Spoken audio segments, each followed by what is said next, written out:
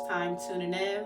So I feel like I have not talked to you all in a while, which is pretty much true. I do apologize for my, small absence. I ended up having an unexpected death in the family.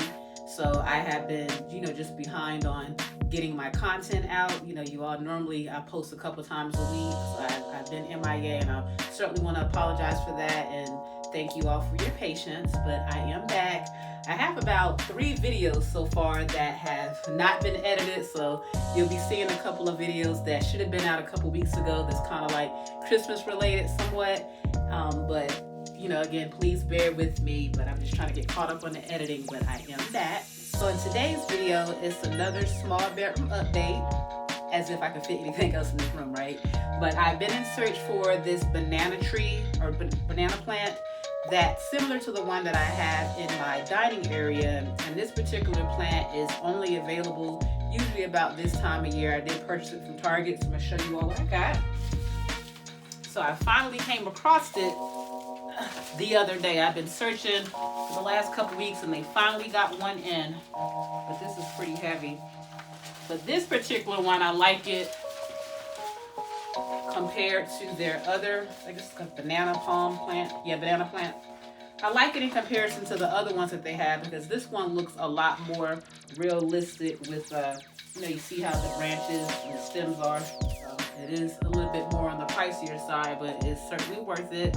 And again, this is just like the one that I purchased in my dining area, and I ended up getting that one around this same time last year as well. So since I finally lucked up and came across this plant, I'm gonna show you how I style it and incorporate it in my room. I also ended up getting a vase, and I'm gonna show you how I'm gonna add the moss to it to give it a little bit more of a realistic feel.